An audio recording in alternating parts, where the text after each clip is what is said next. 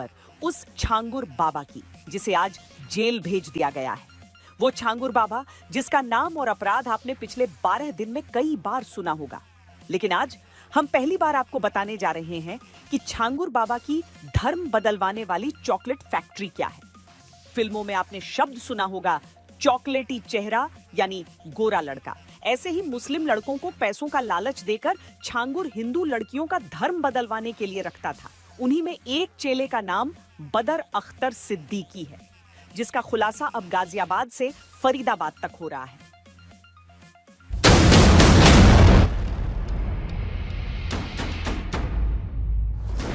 धर्मांतरण के लिए छांगुर बाबा ने बना रखी थी एजेंट्स की आर्मी। सऊदी के अंदर ही कम से कम इनके 500 से ज्यादा एजेंट हैं, जो लड़कियों को हिंदू बन के मिला।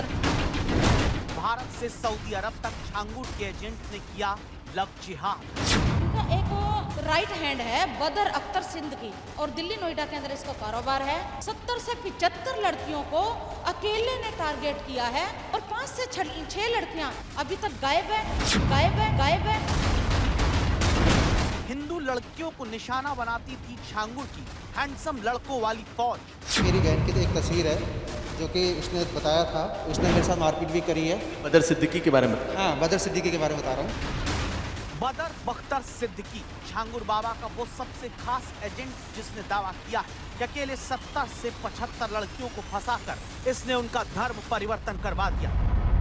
सोशल मीडिया पे ज्यादा ये लोग इस्तेमाल करते हैं, जैसे खासकर इंस्टाग्राम, फेसबुक और ये जैसे कि ये जितना भी सोशल मीडिया का काम है इसी पे ये लड़कियों को कैच करते हैं और लड़की का बैकग्राउंड देखते हैं ये लोग और ऐसे लड़कियों को फंसाते हैं जो इकलौती वारिस होती हैं, जो अच्छा जैसे कि उनका पैसा भी हो और लड़की भी अच्छी दिखने वाली हो।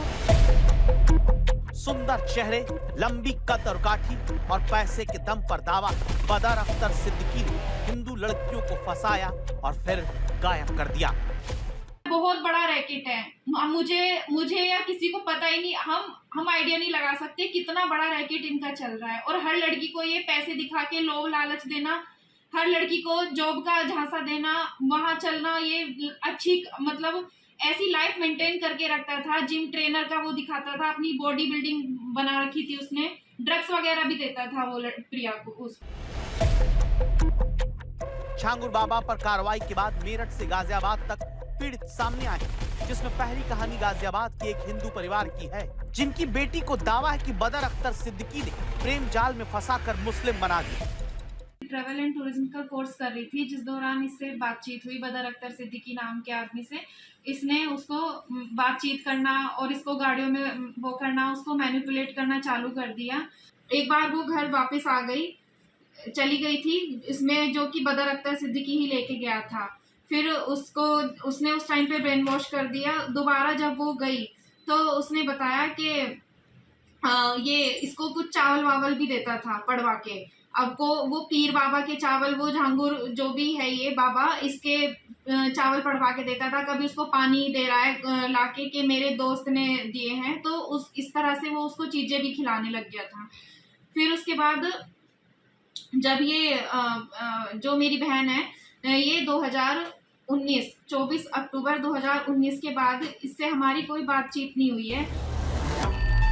इस चॉकलेटी चेहरे वाले लड़के का छांगुर बाबा ने जमकर इस्तेमाल किया। बदर अख्तर सिद्दीकी ने गाजियाबाद की इस महिला की बहन पर ऐसा जादू किया कि उसने अपना धर्म और परिवार छोड़ दिया।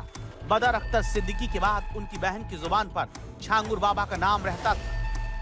वो पूजा ही नहीं करती थी, भगवान के नाम पे चिढ़ना, अजीब सी हरकतें करना, घर में अकेले बैठे रहना, किससे बात ही नहीं करती थी वो। मतलब घर में भी मम्मी पापा से भी ढंग से बात नहीं करती थी। और कहते थे व्रत वो पहले बहुत करती थी सोमवार के, लेकिन उसने सब छोड़ दिया। ब्रेन वॉश हो रहा था उसका, ब्रेन वॉश अच्छे तरीके से उसने ऐसा कर दिया कि उसको हर चीज से उसको हटा दिया था। जो भी हमारे हिंदुओं में जो भी पूजा पाठ, माँ बाप का जो आदर जो भी था, उसने हर चीज से उसको खत्म कर दिया। बस एक चीज उसके दिमाग में कि बदर बदर बदर बदर बदर, ये मतलब उसने इतना अपने आप को उसके दिमाग में बैठा दिया कि उसको उससे अलग कुछ दिखता ही नहीं था। ये पीर बाबा और ये इनका मतलब इतना उसके दिमाग में चढ़ गया था कि वो किसी और चीज में विश्वास ही नहीं करते थे। पिछले 6 वर्ष से गाजियाबाद का एक परिवार अपनी बेटी को खोज रहा है। उसका कोई अता पता नहीं। हूबहू ऐसी ही कहानी मेरठ की एक हिंदू लड़की की है। आशा नेगी नाम की इस लड़की को दावा है बदर अख्तर सिद्दीकी ने अपनी चिकनी चुपड़ी बातों में फंसाकर गायब कर दिया। मेरी बहन की तो एक तस्वीर है जो कि उसने बताया था कि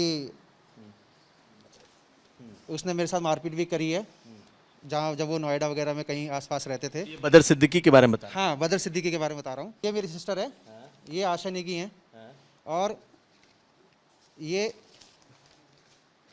गार्ड को फ़ोन करते हुए, सिक्योरिटी गार्ड को, ये मेरी सिस्टर ने बताया था कि इसने मेरे को मारा भी है।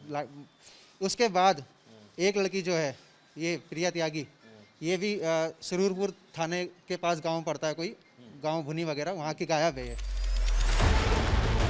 ये सारा दावा आशा नेगी के भाई ने आज तक से बातचीत में किया। उन्होंने बताया कि बदर अख्तर सिद्दीकी के साथ उनकी बहन मेरठ में कॉल सेंटर में काम करती थी। वो ट्रेनर था और उसकी बहन टीम लीडर। दोनों की जान पहचान दोस्ती में बदलती है और फिर वो नोएडा शिफ्ट हो गए। इसके बाद आशा नेगी नाम की लड़की गायब हो जाती है। सर, मेरी बहन कहाँ है, क्या है, कुछ नहीं है, कुछ मुझे जानकारी नहीं है। और फेसबुक से भी उसके अकाउंट से जो फ़ोटोज़ वगैरह थी सब गायब हो गई। मेरी सिस्टर ने लॉन्ग टाइम तक मेरे से व्हाट्सएप पे जैसे बात की तो शायद ऐसा लगता था कि उसका फ़ोन कोई और चला रहा है। मैंने कितनी बार कोशिश करी कि मैंने उसको बोला कॉल कर, लेकिन बस व्हाट्सएप पे ही टक टक होती थी और कुछ नहीं होता था। अब मेरी बहन से हमारे को पता नहीं 4-5 साल से वो कहाँ है, क्या है, जिंदा है, नहीं है, कुछ नहीं पता है। तो छांगुर बाबा के सबसे बड़े एजेंट बदर अख्तर सिद्दीकी ने मेरठ में कॉल सेंटर के ट्रेनर के रूप में दावा है कि हिंदू लड़कियों को फंसाया। तो गाजियाबाद में वो जिम ट्रेनर बनकर आरोप है कि लव जिहाद कर रहा था। दोनों ही मामलों में उसने हिंदू लड़कियों को दावा है दुबई ले जाकर गायब कर दिया। छांगुर की चॉकलेट आर्मी का सबसे अहम प्यादा इस वक्त सऊदी अरब में बताया जाता है, जहां से वो सोशल मीडिया के जरिए लव जिहाद को अंजाम दे रहा है। ये है छांगुर का राइट हैंड बदर अख्तर सिद्दीकी, जो सऊदी के अतिदलम शहर के अंदर स्थित है। यही मेरा कन्वर्जन करवाने सऊदी हाइल के अंदर अलबादिया जो कस्बा उसके अंदर आया था।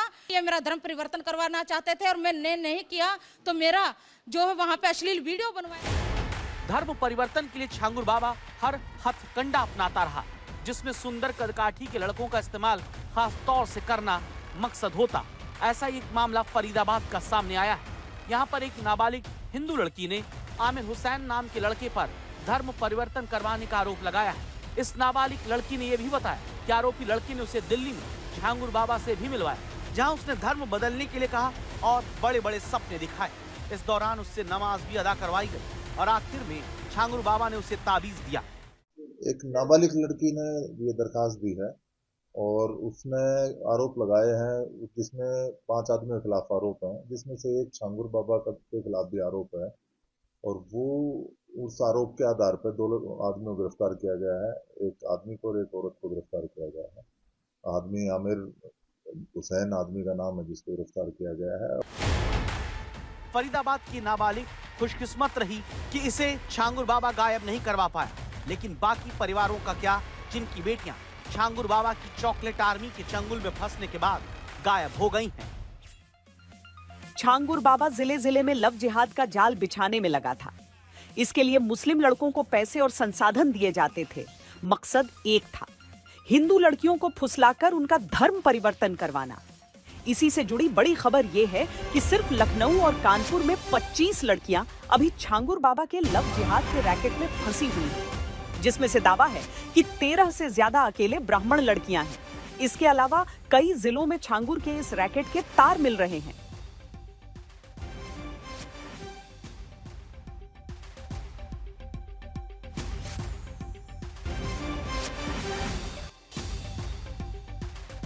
इस बड़ी खबर पर और ज्यादा जानकारी देने के लिए लखनऊ से कुमार अभिषेक हमारे साथ जुड़ रहे हैं। अभिषेक, क्या छांगुर बाबा पूरे उत्तर प्रदेश में धर्मांतरण करवा रहा था?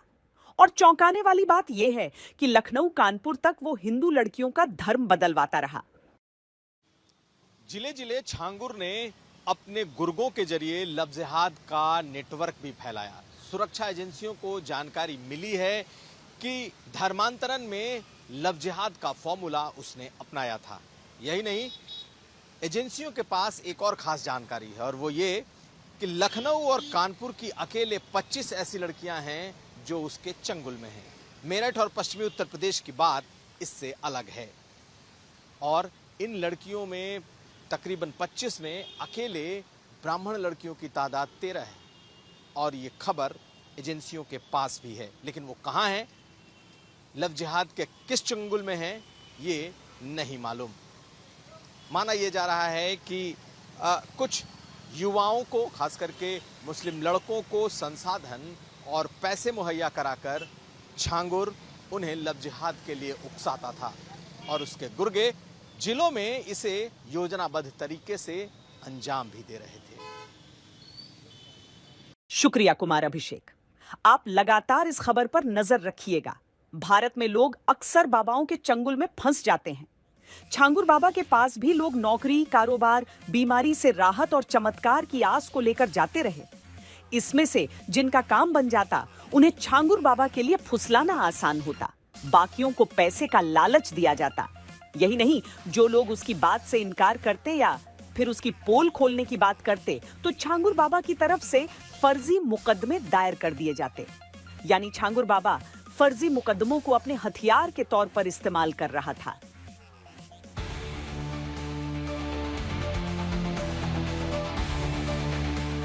छांगुर बाबा 5 जुलाई को पकड़ा जाता है। तब से हर दिन नए नए खुलासे सामने आते हैं। भरोसा करना मुश्किल है कि मरियल सा दिखने वाला छांगुर बाबा सबसे बड़े धर्मांतरण का देश विदेश में जाल बिछाया होगा। छांगुर बाबा 5 जुलाई को पकड़ा गया। उसके बाद से पहली बार ये अपने ऊपर लगे आरोपों पर जवाब देता है। मासूमियत से कहता है कि ये कुछ नहीं जानता। आप पर आरोप है धर्मांतरण के, क्या कुछ कहेंगे? आपके ऊपर इसमें गंभीर आरोप लगे हुए हैं। हम बेकसूर हैं, हम कुछ नहीं जानते। आप जो है सुनिए। लेकिन क्या छांगुर बाबा वाकई में बेकसूर है? क्योंकि जिस छांगुर बाबा पर आरोप है कि वो धर्म परिवर्तन करवाने के लिए पहले कलमा पढ़वाता, फिर प्रतिबंधित पशु का मांस खिलाता, ताकि जिसका धर्म परिवर्तन किया जा रहा है उसका हिंदू धर्म से मोह भंग होने को लेकर संतुष्टि मिल जाए, फिर धर्मांतरण की इस पूरी प्रक्रिया का वीडियो बनाया जाता और उसे इस्लामिक देशों की उन संस्थाओं को भेज दिया जाता जो धर्मांतरण के लिए छांगुर को फंड देती थी। ऐसा करते करते छांगुर बाबा ने अरबों रुपए की विदेशी फंडिंग हासिल करके धर्मांतरण का भारत में सबसे बड़ा रैकेट तैयार कर लिया। पैसे के दम पर उसने उत्तर प्रदेश के बलरामपुर में अपना ऐसा दबदबा कायम किया, ऐसा रुतबा बनाया कि उसके खिलाफ कोई वर्षों तक मुंह नहीं खोलता था और जो ऐसा करते थे उन्हें दबा दिया जाता था। छांगुर बाबा के संगठित अपराध से जुड़ी आज तक के पास एक्सक्लूसिव जानकारी जो बताती है कि छांगुर बाबा ने फर्जी केस को अपना हथियार बनाया। जो भी छांगुर की पोल खोलने की सोचता, उसके खिलाफ छांगुर बाबा फर्जी बलात्कार के मुकदमे तक दर्ज करवा देता था। आज तक से बातचीत में ये सच छांगुर बाबा के चंगुल से ही निकली एक पीड़ित ने किया है, जो इसके काले साम्राज्य के बारे में काफी कुछ बताती है। ये वो दौर था जब बलरामपुर में छांगुर की तूती बोलती थी। उसके इशारे पर स्थानीय प्रशासन के लोग मोहरों की तरह काम करते थे। अगर कोई बात नहीं माना तो किसी को भी मुकदमों में फंसा देना उसके बाएं हाथ का खेल था। 2015 से 2019 और 2024 तक ये खेल खूब फला फूला है। 2019 से लेकर 2024 तक उस बलरामपुर के 2 सीओ, 1 एडीएम और 1 इंस्पेक्टर की भूमिका संदिग्ध है और वो सब अब जांच के दायरे में हैं। आज तक की पड़ताल में कई पीड़ितों ने बताया कि बार बार शिकायत करने पर भी कोई कार्रवाई पुलिस की तरफ से नहीं होती थी। छांगुर बाबा के खिलाफ मुंह खोलने का मतलब फर्जी केस होता था। उन्होंने धमकी देना शुरू कर दिया अपने आदमियों के द्वारा कि आपको जान से मरवा देंगे, आप पे मुकदमा लिखा देंगे, ये करेंगे वो करेंगे। फिर हम लोग वहाँ से एप्लीकेशन पुलिस विभाग में दिया, पुलिस विभाग में कोई सुनवाई नहीं हुई। पैसे के लालच में कोई हर आदमी नहीं करता है। मैंने उसको जवाब दिया जब, तो हमारे ऊपर एक्शन लिया। नवीन ने हमारे गिरवान को भी पकड़ा, गाली भी दिया और नवीन रोहरा गाली भी दिया, हमको धमकियाँ भी दिया कि मैं ऐसा कर डालूंगा, वैसा कर डालूंगा। 2-3 दिन हमको धमकी मिली, उसके बाद वहाँ से हम चले आए। क्या थाना की रहने वाली है वो, और बलात्कार का मुकदमा हमारे ऊपर लिखवा दिया। छांगुर बाबा के हौसले इतने बढ़ चुके थे कि वो धर्मांतरण से आगे जाकर देश के खिलाफ जिहाद को बढ़ावा देने में लग गया। छांगुर को लेकर सबसे ताजा खुलासा नेपाल से आता है। सूत्रों से मिली जानकारी के मुताबिक जमालुद्दीन उर्फ छांगुर नेपाल की सीमा से सटे गांवों में धर्मांतरण के अड्डे खोलने की तैयारी कर रहा था। इसके लिए छांगुर ने पूरी एक टीम बनाई। 46 गांवों के युवाओं पर छांगुर की नजर थी। जलसों में तकरीर और पर्चे बांटकर नौजवानों की सोच और जिहाद के प्रति नजरिया समझने की ये कोशिश करता था। जो नौजवान इसकी बातों से प्रभावित हो जाता, उन्हें पैसे का लालच दिया जाता। सुरक्षा एजेंसियों के मुताबिक इस्लामिक मूवमेंट के लिए करीब 10 करोड़ रुपए खर्च करने की तैयारी की गई, लेकिन अप्रैल 2025 में बेटे और सहयोगी नवीन रोहरा की गिरफ्तारी के बाद छांगुर से लोग दूरी बनाने लगे। बलरामपुर के छांगुर बाबा का काला साम्राज्य धर्मांतरण का इस कदर फैला हुआ था कि इंडो नेपाल बॉर्डर पर भी कई गांव ऐसे थे जहां पर युवाओं को इसके लिए खास तौर से ट्रेनिंग दी जा रही थी। तकरीबन 45 ऐसे गांव हैं जहां पर छांगुर बाबा के गुर्गे या कह सकते हैं वो युवक मौजूद थे जो धर्मांतरण का गंदा खेल खेलते थे। छांगुर बाबा इन गांवों में पहुंचकर इनको ट्रेनिंग भी देता था, साथ ही साथ इनको धर्मांतर कैसे करना है उसके लिए भी कहीं ना कहीं बताता था। अब ऐसे में नेपाल और इंडिया के बॉर्डर से जुड़े ये गांव संदिग्ध पाए गए हैं। एटीएस उन गांवों की भी छानबीन कर रही है, साथ साथ उन युवाओं के भी जो इस पूरे काले धर्मांतरण के खेल में छांगुर बाबा के सहयोगी बने हुए थे।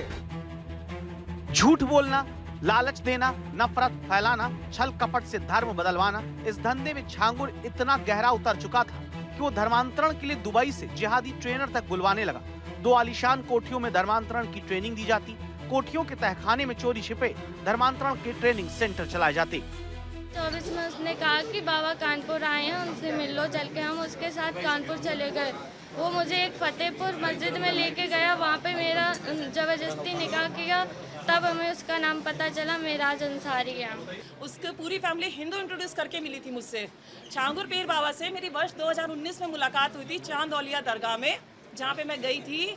वहाँ का माहौल ही बड़ा अजीब था। वहाँ सिर्फ महिलाएं थी, उनका ब्रेन वॉश किया जा रहा था, उनको डाइवर्ट किया जा रहा था। 3 महीने मुझे सऊदी रखा गया, मेरा अश्लील वीडियो बना लिया गया। वहाँ बदर अख्तर सिद्दीकी को भेजा गया जो इसका मुरीद है, और मेरे को मनाने की कोशिश की। जब मैंने नहीं मानी तो मेरा वहाँ पे जो है अश्लील वीडियो बना लिया गया। उसके आधार पे ब्लैकमेल कर करके बेंगलोर आने के बावजूद भी 10 लाख ऑनलाइन लिए हैं। छांगुर बाबा 2015 में पुरानी बाइक से अंगूठी नग बेचता था, लेकिन 2020 के बाद संपत्ति तेजी से बढ़ने लगी। अब वो लग्जरी गाड़ियों में घूमता और ठसक के साथ रौब जमाता, लेकिन उसका काला साम्राज्य अब आगे नहीं चल सका।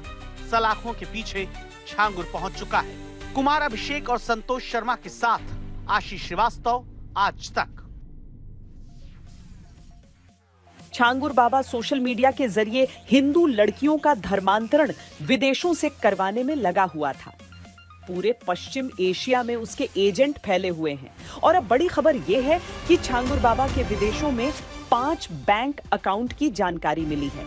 आज तक के पास छांगुर बाबा के बैंक अकाउंट की पूरी जानकारी है। ईडी के मुताबिक शारजा और दुबई में छांगुर बाबा का एक्सिस बैंक का खाता है। यूएई में एक बैंक अकाउंट एचडीएफसी, फेडरल और एमिराट्स एनबीडी बैंक में है। इन बैंक अकाउंट में कितने कैश का ट्रांजैक्शन हुआ, इसकी डिटेल्स ईडी निकालने में जुटी है।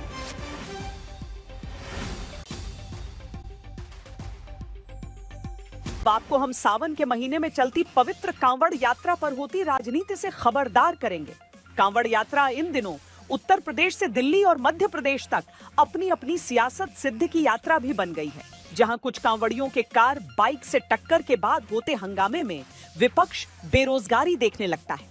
सत्ता पक्ष कुछ कांवड़ियों के हंगामे को विपक्ष की साजिश बताने लगता है, और फिर दिग्विजय सिंह ने एक नई बहस छेड़ दी है, जो एक देश में 2 कानून की बात लिखकर पूछते हैं कि सड़क पर नमाज पढ़ने पर एक्शन होता है, तो सड़क पर कांवड़ियों के चलने की छूट क्यों है? दिल्ली के आकाश ठाकुर और सुमित ठाकुर 2 भाई हैं। अपनी माताजी को कांवड़ में गंगा जल के साथ लेकर चलते हैं।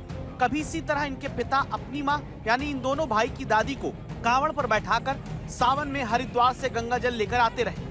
पिता की परंपरा, आस्था का रास्ता, धर्म का अनुशासन, सबका पालन करते आकाश और सुमित कांवड़ यात्रा करते हैं। धर्म की जय होती है, अधर्म का नाश होता है, प्राणियों में सद्भावना का संदेश फैलता है, विश्व के कल्याण की भावना इनके भीतर है। लेकिन फिर इसी कांवड़ यात्रा में ये दूसरा वीडियो सामने आता है। हरिद्वार में एक महिला की स्कूटी की हल्की सी टक्कर कांवड़ियों से हुई। त्याग, दया, क्षमा की जगह गाली, हंगामा, मारपीट ने ले ली। मार के शोर के बीच बाल खींचकर महिला को पीटा गया। इस तरह के वीडियो दिखते हैं तो लगता है क्या वाकई आस्था की यात्रा में अनुशासन का पाठ भुला दिया जा रहा है।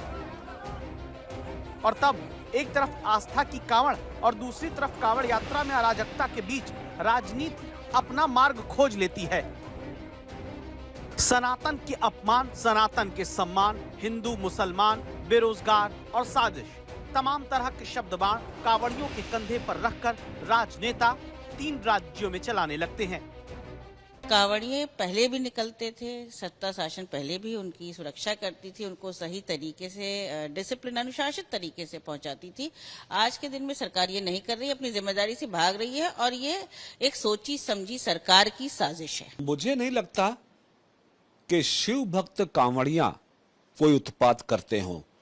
कुछ असामाजिक लोग ऐसे होते हैं, हिंदू धर्म के नाम रख के, हिंदू नाम रख के, इस तरह के बहुत सारे लोग होते हैं जो इस कांवड़ यात्रा में बाधा पैदा करने की कोशिश करते हैं। आप ऐसे पुण्य काम पे जा रहे हो और आप ऐसे काम पे जाते हो तो आप लोगों के जो व्यवसाय कर रहे हैं उनको तोड़ने का काम करते हो।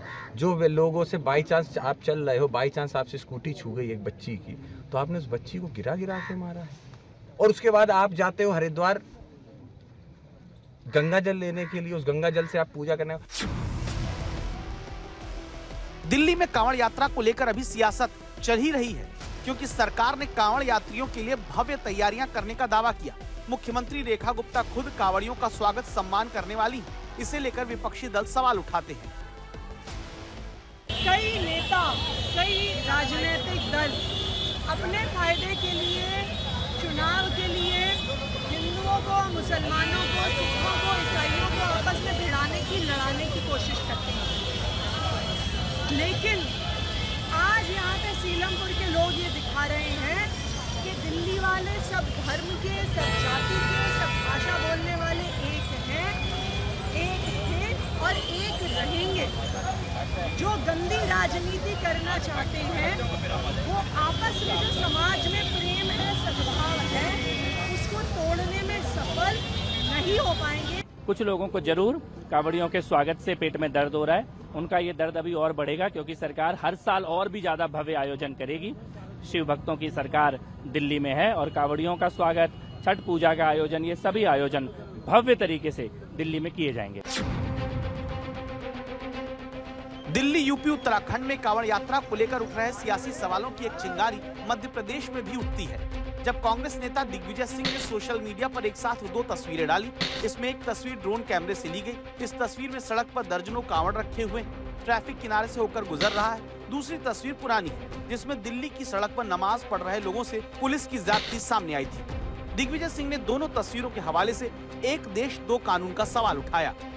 मौलाना दिग्विजय सिंह केवल सनातन का विरोध करते हैं।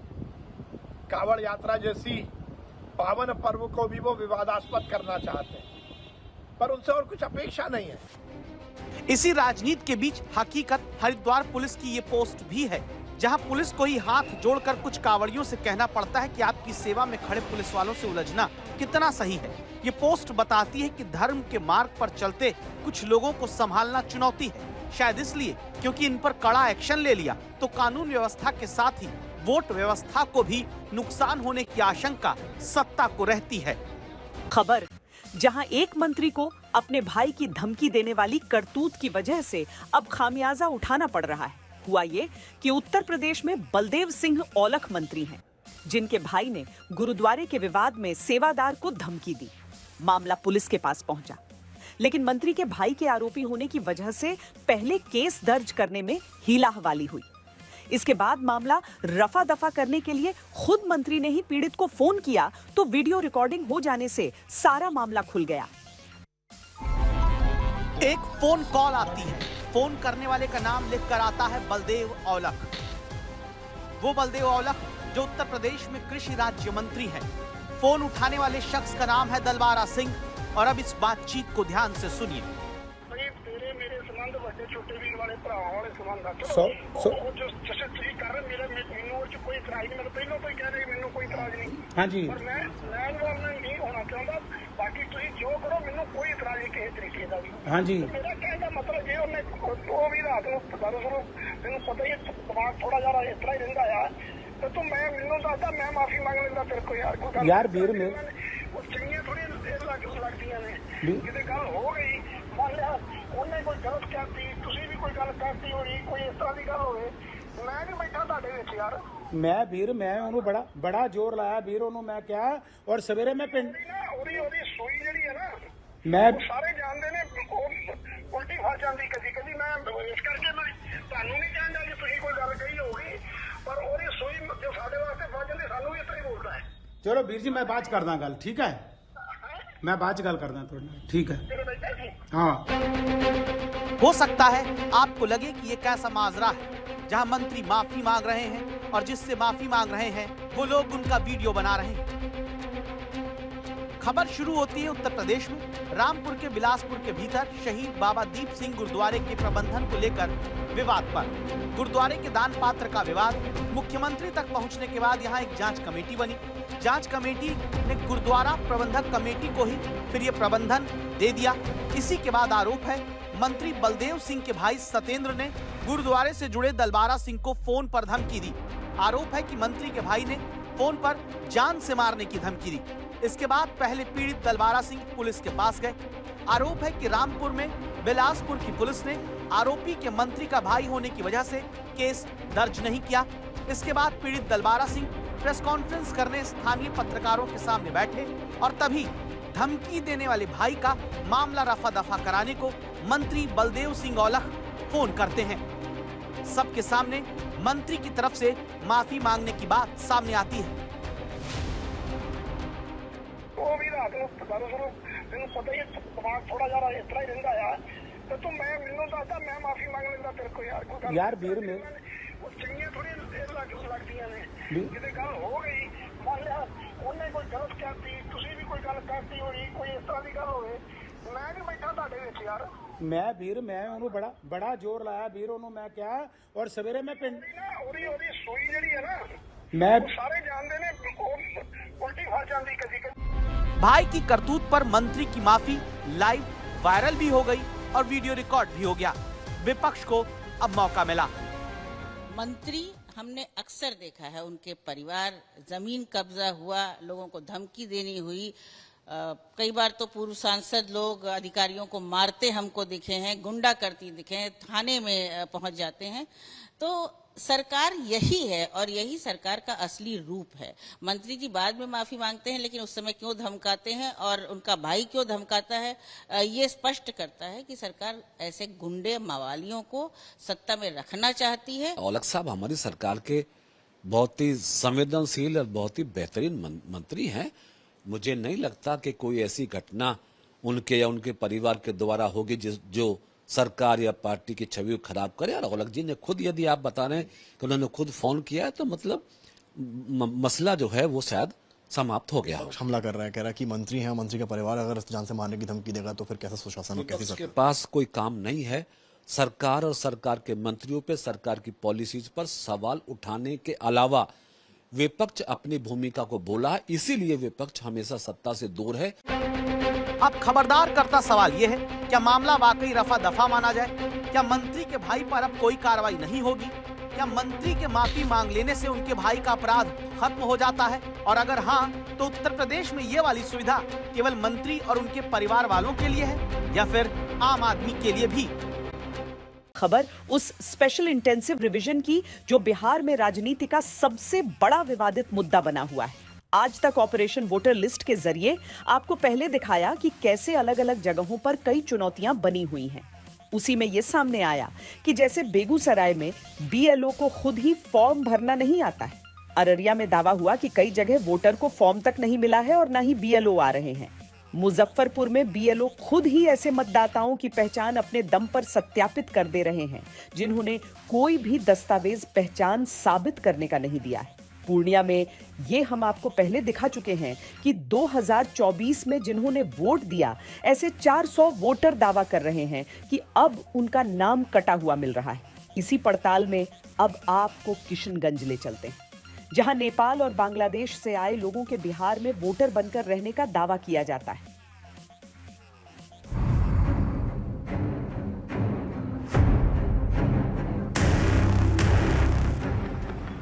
कटिहार से पूर्णिया होते हुए किशनगंज लगभग 2 घंटे की दूरी पर है। भारत नेपाल सीमा केवल 1.5 घंटे की दूरी पर। ये वो इलाका है जो न केवल नेपाल के करीब है बल्कि बंगाल के उत्तरी हिस्से के नजदीक भी है। बांग्लादेश की सीमा भी ज्यादा दूर नहीं। यहाँ की डेमोग्राफी मिक्स है और यही सबसे बड़ी चुनौती उस स्पेशल इंटेंसिव रिवीजन वाली प्रक्रिया के लिए बन जाती है, जिसको लेकर चुनाव आयोग सबसे ज्यादा विपक्ष घेर रहा है। जो इन्होंने महाराष्ट्र में किया, जो ये बिहार में करने की कोशिश कर रहे हैं, वही ये आसाम में कोशिश करने की ये कोशिश करेंगे। और ये आप सबकी, हम सबकी जिम्मेदारी है कि इन्हें ये काम हम नहीं करने देंगे। तो आपको सावधान रहना है,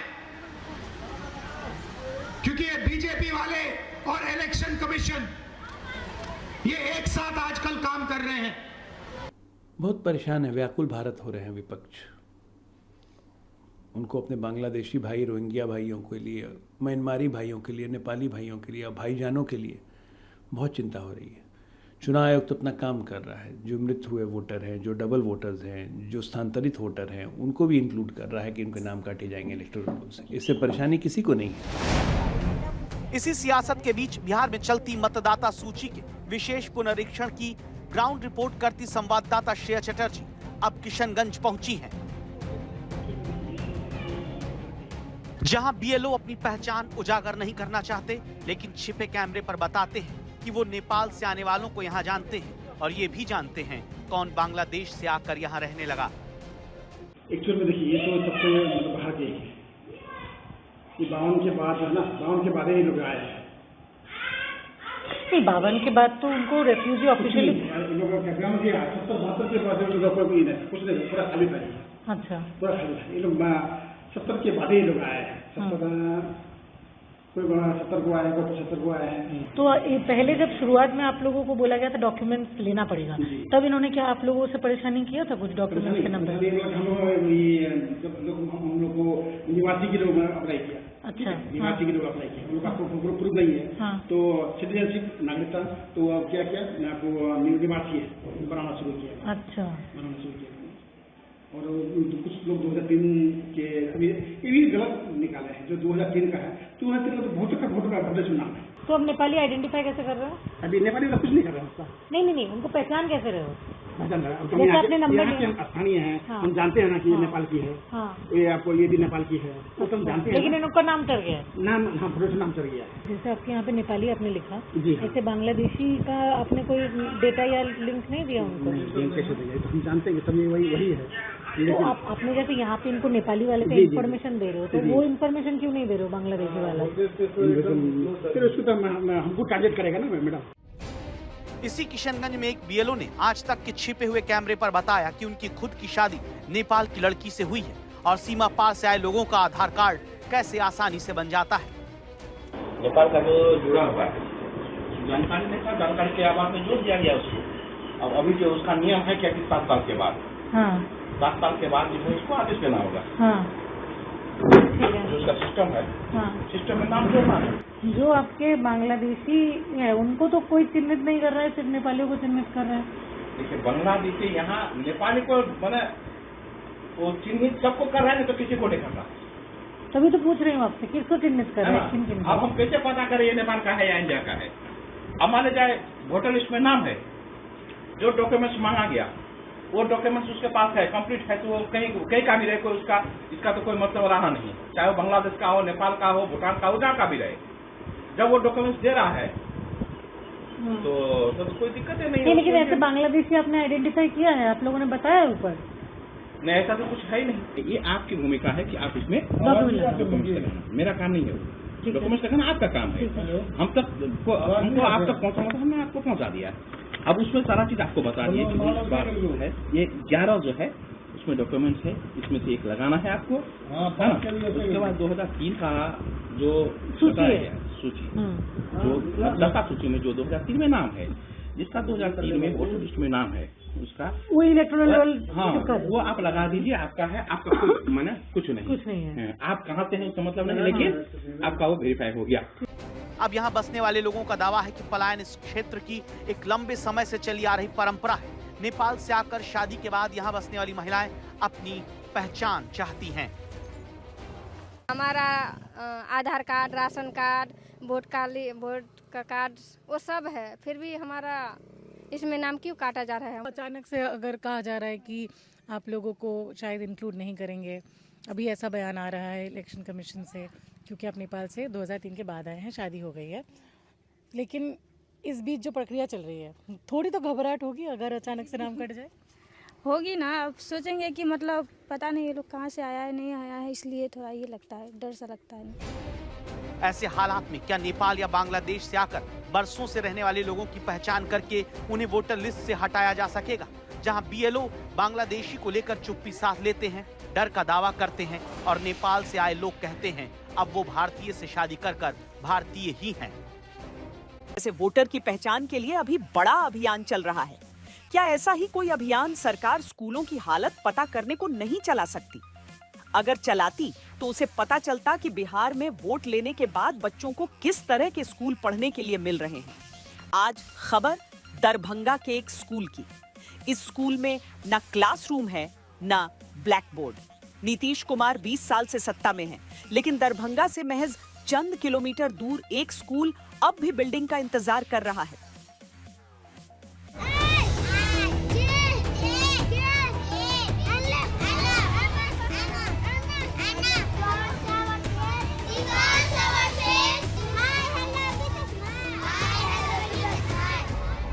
बिहार में बहार है, स्कूल के नाम पर एक इमारत की तलाश है। मानो गुरुकुल की परंपरा लौट आई है, न बिल्डिंग, न छत, न बेंच, फिर भी शिक्षा जारी। आसमान के नीचे खुले मैदान में ABCD से लेकर AAEE तक।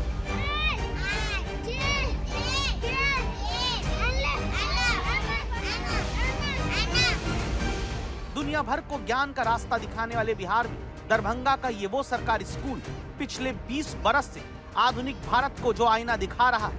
यहाँ ब्लैक बोर्ड नहीं, पेड़ है, चबूतरा है, क्लासरूम नहीं है, पेड़ के नीचे ही क्लास है। दरभंगा जिले के हनुमान नगर प्रखंड में ये वो सरकारी प्राथमिक विद्यालय है जिसे देखकर लगेगा यहाँ नेशनल एजुकेशन पॉलिसी ने नेचुरल एजुकेशन पॉलिसी मानो लागू कर दी गई। यहाँ पढ़ती हो तो परेशानी नहीं होता? धूप और पानी होता है तो? धूप आ जाता है तो ठंड छाया में जाकर बैठ जाते हैं। बरसात होती है तो छुट्टी दे देता है, फिर बरसात छूट जाता है तो आकर फिर से पढ़ते हैं। यहाँ किताबें खुलती हैं लेकिन छत नहीं, बच्चे पढ़ते हैं, बारिश हो तो घर भागते हैं। ऐसा मोबाइल क्लासरूम गूगल से भी खोजने पर नहीं मिलेगा।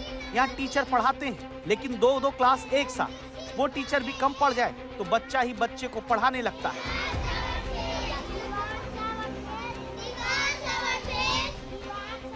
अब देखिए सरकार की जुगाड़ तकनीक, सीमेंट का चबूतरा, उस पर कालिख की कोटिंग और बन गया ब्लैक बोर्ड। पेड़ के चारों तरफ 5 ब्लैक बोर्ड, एक टीचर। ऐसा कमाल दुनिया के किसी भी देश में शायद ना मिले। यह हालत देखकर नेता चाहें तो ये कहकर भी अपनी पीठ बेशर्मी के साथ थपथपा लें कि बिहार में गुरुत्वाकर्षण नहीं, जुगाड़ाकर्षण चलता है। स्कूल के प्रिंसिपल कहते हैं 2006 से अब तक कई बार लिखकर कहा सरकार स्कूल को एक बिल्डिंग दे दो, मिला आश्वासन का ठेंगा। यहाँ जमीन, सरकारी जमीन उपलब्ध कराने हेतु तो लोक शिकायत में परिवाद भी 2016 में ग्रामीणों के द्वारा किया गया था, जिसका आदेश का ये प्रति है जो आप देख सकते हैं।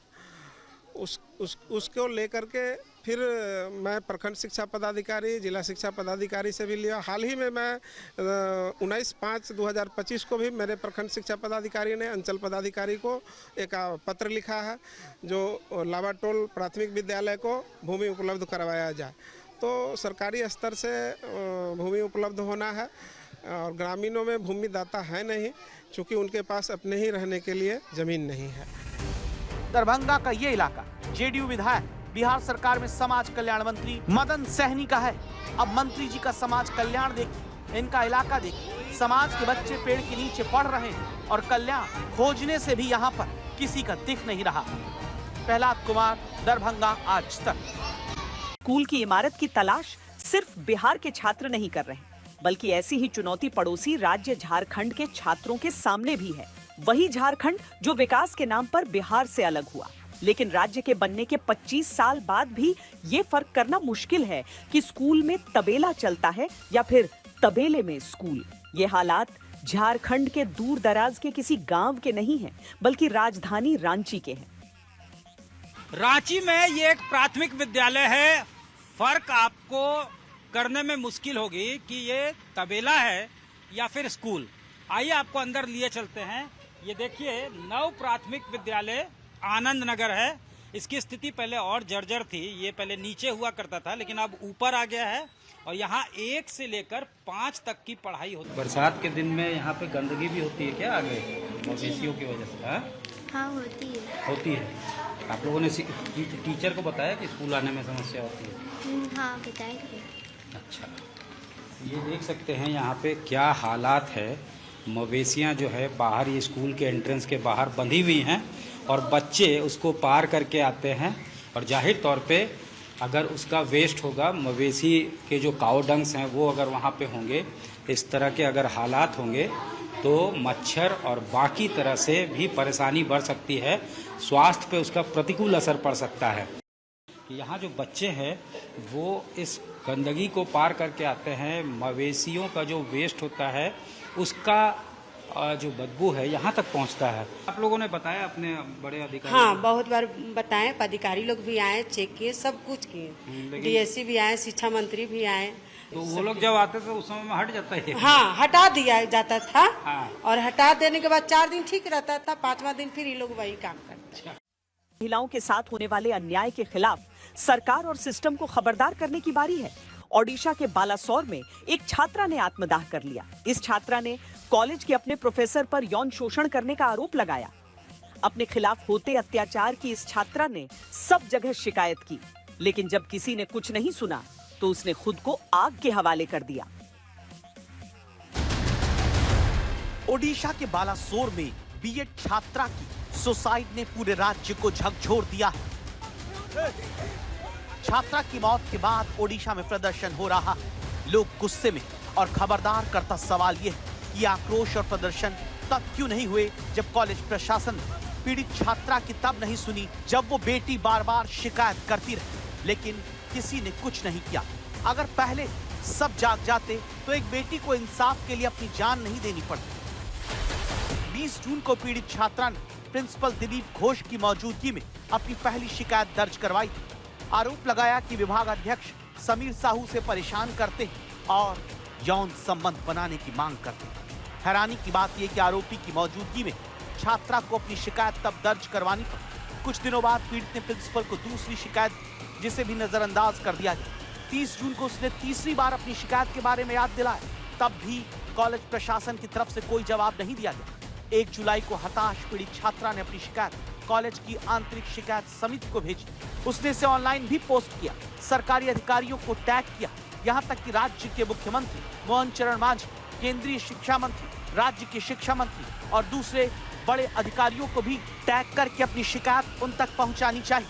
12 जुलाई तक जब कहीं किसी ने कुछ नहीं किया तो निराश होकर उस बेटी ने मानो अपनी लड़ाई छोड़ दी और आत्मदाह जैसा कदम उठा लिया। 2 दिन बाद 96% जलने की वजह से उस छात्रा को मृत घोषित कर दिया गया। दर्दनाक बात यह कि छात्रा को घटना के 4 घंटे बाद अस्पताल लाया गया, जबकि आत्मदाह में इलाज के लिए पहले 6 घंटे सबसे अहम होते हैं। अपनी बेटी गंवाने वाले माता पिता अब इंसाफ चाहते हैं। सब लोग मिल के मेरे बेटी को मरने के लिए फोर्स किया। वो क्या मर्डर नहीं है? मुझे तो लगता कि ये एक साजिश है इन लोगों को। वो आवाज़ उठाता था कॉलेज में, इधर अन्याय होता था, गलती होता था, इसके बारे में कहता था, इसलिए इन लोगों को पसंद नहीं आया। सोचे समझे करके एक एक मिलके बाद में सब लोग मिलके मेरे बेटी को फोर्स किया, अटेम्प्ट टू सुइसाइड करने के लिए उन लोगों ने मुझे फोर्स किया। आप बताइए, प्रिंसिपल के रूम से निकल के वो सुसाइड अटेम्प्ट रहता है। क्यों? कुछ तो होगा अंदर, क्या हुआ अंदर? प्रिंसिपल सर ने उन्हें बुला के ये बोला कि जो भी एविडेंस तुम बोल रही हो जो एप्लीकेशन में लिखा है, वी वांट एविडेंस। अगर एविडेंस नहीं दे सकती हो तो चीज़ें तुम्हारे अगेंस्ट में जाएंगे, हम तुम्हारे अगेंस्ट में एक्शन लेंगे। जो हुआ है वो उसका एविडेंस कहाँ से लेके आए? अब नहीं था, इसलिए उसने मजबूरी में ऐसा कदम उठाया था। छात्रा की मौत के बाद ओडिशा की सड़कों पर प्रदर्शन हो रहा है। मुख्य विपक्षी दल बीजेडी ने बालासोर बंद कराया। विरोध बढ़ने पर पुलिस ने आंसू गैस और पानी की बौछारों का इस्तेमाल किया है। विरोध प्रदर्शन करते कई लोगों को हिरासत में लिया गया है। अब कांग्रेस ने गुरुवार को राज्य बंद का ऐलान किया है और सत्तारूढ़ बीजेपी चाहती है कि विरोधी दल इस घटना पर सियासत ना करे। भाजपा को शर्म आनी चाहिए, निर्लज्जता की सारी सीमाएं लांघ रहे हैं। एक बेटी जिसके साथ ये सब कुछ अनैतिक होता है, दर दर वो भाजपा सरकार में इंसाफ मांगती रही। मैं तो कहता हूं कि आत्महत्या नहीं, ये भाजपा सरकार के सिस्टम की हत्या है। कॉलेज की भी लापरवाही थी, जो उन्होंने उनके आईसी कमेटी ने नहीं सुना, उसको टेकअप नहीं किया और उसकी कंप्लेंट पे कोई कार्रवाई नहीं की। ऐसे विषयों पर पॉलिटिक्स करने के बजाय राहुल गांधी को इस समय परिवार को और स्पेशली विक्टिम्स के परिवार के साथ खड़ा होना चाहिए, ना कि उसे पॉलिटिसाइज करना चाहिए। दुर्भाग्य ये है कि पीड़िता ने अपनी सोशल मीडिया पोस्ट राष्ट्रीय महिला आयोग को भी टैग किया, लेकिन उसकी मौत के बाद भी महिला संगठन जागा नहीं। इस तरह कॉलेज प्रशासन से लेकर पुलिस और फिर बाकी जिम्मेदार संगठनों की उदासीनता ने एक बेटी को खुदकुशी के लिए मजबूर कर दिया। बात खबरदार के असर की। मध्य प्रदेश में 90 डिग्री वाले पुल से लेकर सांप के आकार जैसे पुल की खबर हमने आपको दिखाई थी। राज्य सरकार और संबंधित विभाग को खबरदार किया। हमारी ये कोशिश रंग लाई है। मध्य प्रदेश के पीडब्ल्यूडी विभाग ने विभाग के सभी निर्माणाधीन प्रोजेक्ट्स पर रोक लगा दी है, जिसमें फ्लाईओवर, रेलवे ओवरब्रिज और एलिवेटेड कॉरिडोर शामिल है। इन प्रोजेक्ट्स की डिजाइन में ऐसी खामियां पाई गई हैं जो सुरक्षा पर सवाल उठाती हैं।